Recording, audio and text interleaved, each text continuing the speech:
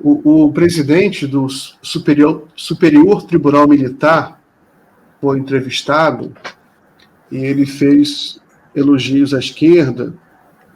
Isso é interessante por razões óbvias, né? Você tem as Forças Armadas muito contaminadas por preconceito político muito forte contra a esquerda, muito contaminadas por ideologia de extrema-direita, tanto que tentaram dar uma parte, né, do oficialato tentou dar o golpe, há todo um debate agora sobre o que fazer com as Forças Armadas, o que fazer com os militares.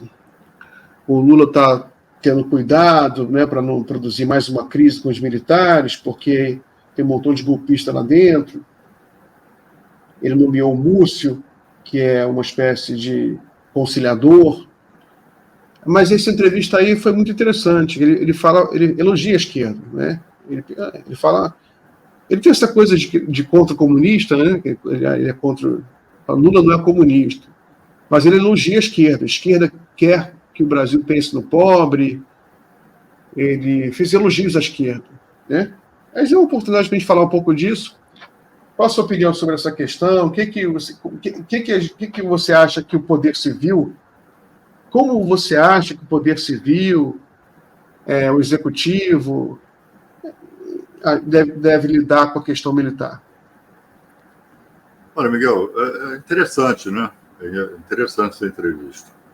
Numa parte da fala do Almirante, ele disse que no Brasil não existe comunista. É um negócio, primeiro que existe.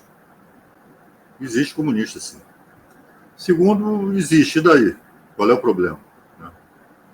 Agora, a parte disso, é muito interessante porque, de fato, como você bem apontou, o anticomunismo, né, extremado, ele é uma marca das Forças Armadas brasileiras, né, já de algumas décadas.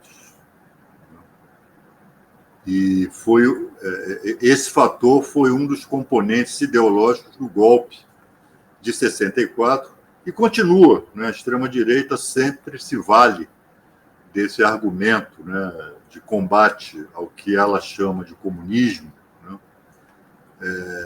para exercer, né, o seu domínio, como exerceu por 4 anos aqui no Brasil, e continua, infelizmente, presente, né, no cenário político brasileiro, com os efeitos deletérios, né, que nós conhecemos.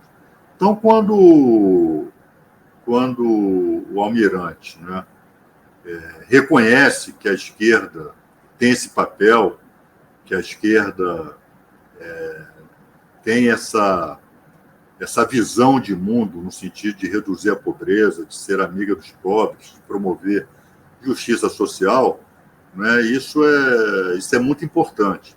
Eu acho, Miguel, que nós ainda não conseguimos, né, superar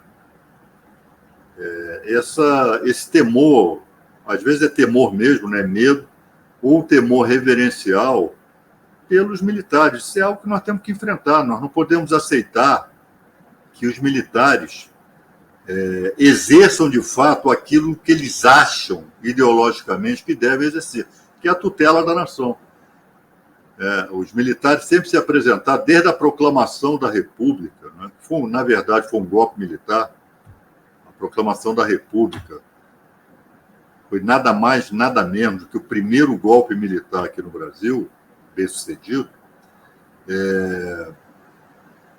Desde lá se construiu, eles construíram a ideia, a tese, de que são uma corporação íntegra, imaculada, profissional e guardiã das tradições democráticas brasileiras, guardiã da nação, né?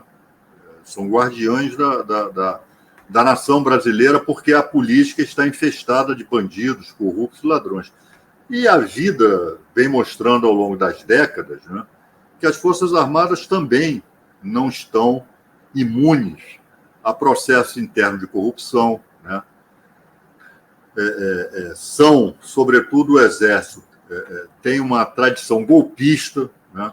Então não é só 64 que mostra isso, mas o que nós estamos vendo aí hoje, revelado pela investigação do Supremo Tribunal Federal, é de que continuam golpistas, né? Militares de altos postos, militares que ocupavam postos de comando, estiveram envolvidos aí no 8 de janeiro e participaram de uma tentativa de golpe de Estado.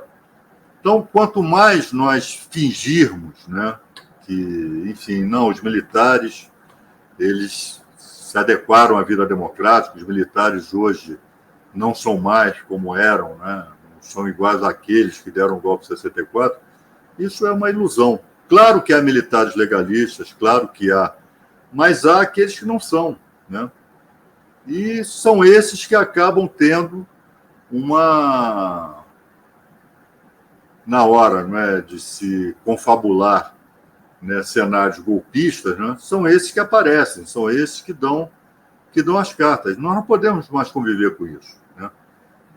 Essa formação aí das Forças Armadas, particularmente do Exército, tem que mudar, né? É uma formação da época da Guerra Fria, de um mundo polarizado entre esquerda e direita, entre comunismo e mundo ocidental. Isso tem que acabar, isso não existe mais, né? E mesmo quando existia, não era para ser assim, né? Para justificar forças armadas que, quando entendem que a nação está em perigo, dão um golpe de Estado, né? Então, nós ainda temos um caminho aí nesse sentido, né? Enfim, de construir um cenário em que as Forças Armadas estejam, de fato, né, integradas ao sistema democrático, né? Isso ainda, né, pelo menos setores importantes, e o 8 de janeiro, e as quarteladas, os acampamentos militares lá, depois da eleição de 22, estão mostrando isso. Nós ainda não chegamos a esse estágio de desenvolvimento democrático, né? De as Forças Armadas estarem submetidas ao poder civil, estarem submetidas ao Estado democrático.